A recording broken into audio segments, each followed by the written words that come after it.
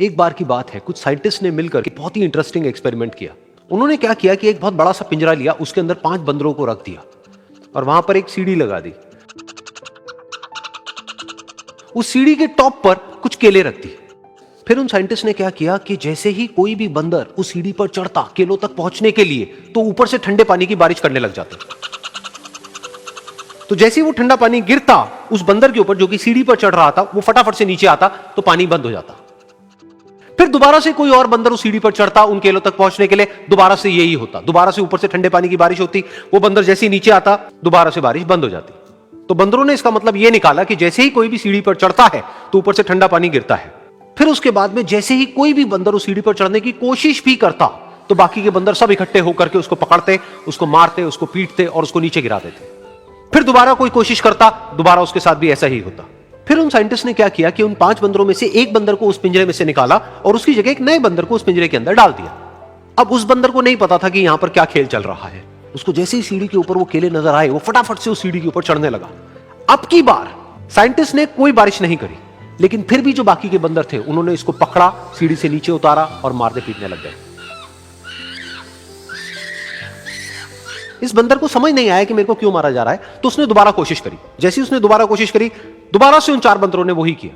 तो अब इस नए बंदर के दिमाग में क्या बैठ गया कि सीढ़ी पर चढ़ना मना है, अगर सीढ़ी पर चढ़ते हैं तो मार पड़ती है।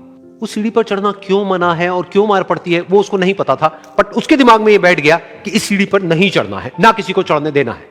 फिर दोबारा से उन साइंटिस्ट ने क्या किया कि जो पुराने 4 बंदर थे उसमें से एक बंदर को निकाला और एक नए बंदर को उसी जगह पर डाल दिया। अब इस नए बंदर ने भी वही किया जो इससे पहले वाले ने किया था, यानी कि वो भागता हुआ गया, उस सीढ़ी के ऊपर चढ़ने की कोशिश करी, उन केलों तक पहुंचने की कोशिश करी। बाकी 4 इकट्ठे हो गए और उन्होंने उसको मारा पीटा, सीढ़ी से नीचे गिरा दिया। उसको कुछ समझ नहीं आया, उसने दोबारा कोशिश करी, दोबारा उसके साथ यही हुआ। और अब इस बंदर के दिमाग में भी यही बैठ गया कि सीढ़ी पर चढ़ना मना है और सीढ़ी पर चढ़ने से मार पड़ती है। फिर साइंटिस्ट ने एक एक करके जो पुराने 3 बंदर बचे हुए थे उसमें से भी एक एक करके उन बंदरों को निकाला और उनकी जगह पर 3 नए बंदर आ गए। अब ये 5 बंदर नए थे और किसी को भी ये नहीं पता था कि उस सीढ़ी पर चढ़ना मना क्यों है, लेकिन उन सबके दिमाग में बैठा हुआ था कि सीढ़ी पर चढ़ने से मार पड़ती है। तो कोई भी कोशिश नहीं कर रहा था, जबकि अब कोई ठंडे पानी की बारिश भी नहीं हो रही थी।